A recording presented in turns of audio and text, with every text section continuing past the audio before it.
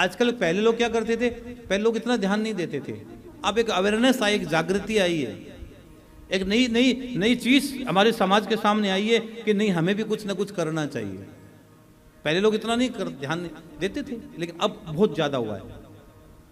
अब पहले कथाएं कितनी कम होती थी, अब कितनी कथाएं हो रही है। मतलब इसका मतलब क्या है कि कलयुग बढ़ रहा है, लेकिन सनातन इसको धर्म का बैलेंस भी बढ़ाने के लिए, धर्म के बैलेंस को भी बढ़ाने के लिए क्या हो रहा है, कथाएं हो रही है, ज्यादा से ज्यादा कथाएं हो रही है, किससे धर्म का बैलेंस भी बना रहे, इसलिए ज्यादा से ज्यादा कथाएं होती हैं। धर्म का बैलेंस बना रहे, ठाकुर सेवा होती रहे, ठाकुर कृपा बनी रहे।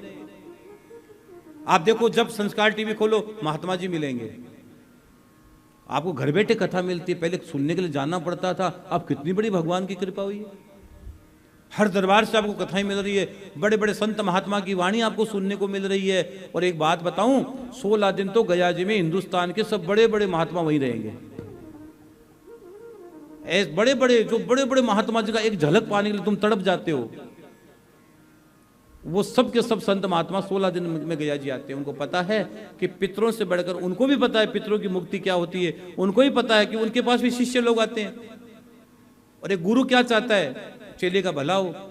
एक पिता क्या चाहता है, अपने बेटे का भला हो। एक माँ क्या चाहती है, उसके बेटे का भला हो। ये तो चाहते हैं। तो जब उनके पास भी शिष्य आते हैं, हमारे पास भी बहुत सारे लोग मिलने, सुबह से शाम तक कितने लोग आते हैं मिलने के लिए, पूछो मत आप। अब लोगों के दुख देखते हैं, परेशानियां देखते हैं, तो हम कुछ कर नहीं पाते। हम तो कहते बाबा सबका भला कर, श्याम बाबा कर भी देते हैं, अपनी बात भी रख लेते बाबा। लेकिन ये समय है, ये 16 दिन पितरों के लिए ही समय आया है।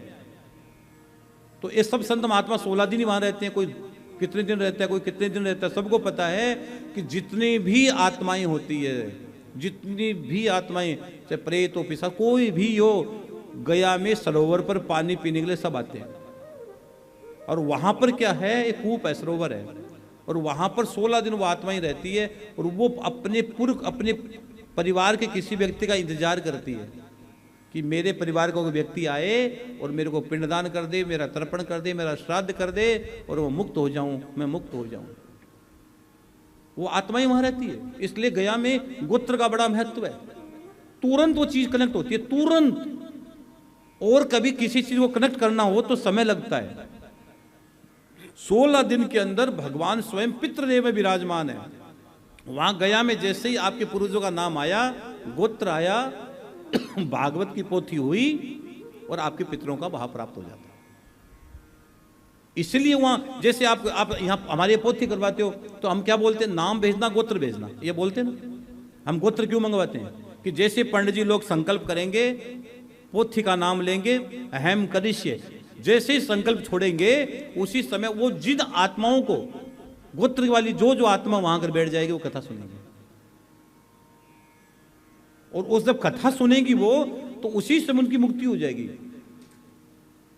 भागवत का एक शब्द, 18,000 श्लोक की तो बहुत बड़ी बात हो गई।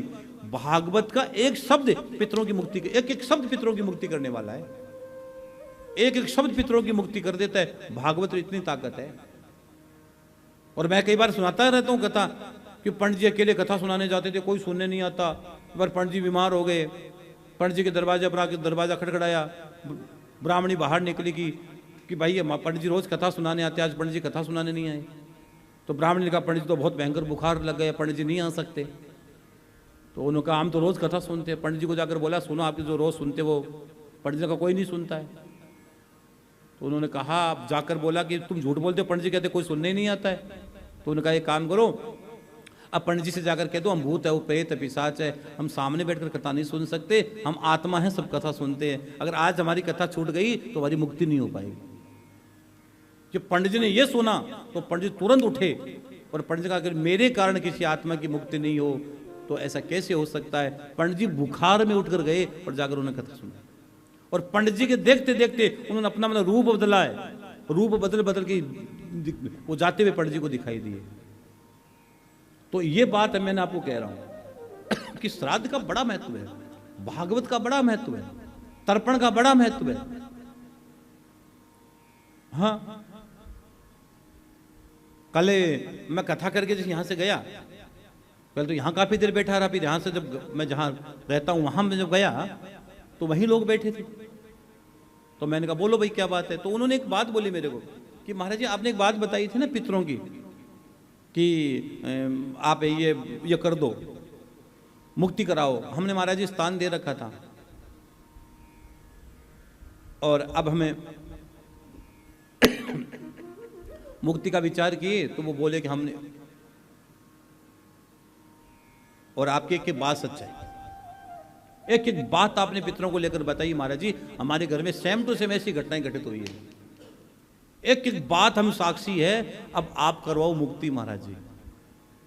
तो मैंने कहा मैया जब मैं मुझे पूछ के तो तूने बिठाया नहीं था, आपकी एक एक बात कटु सत्य है, आप जो जो बोलते हो हम आपके की बात फॉलो करते हैं, कि बात सुनते हैं, अगर सुनते हो ना तभी मैं आपको कहता हूं आप इतना भरोसा करो तब आप गया जी आते हो, नहीं आप गया जी नहीं आते।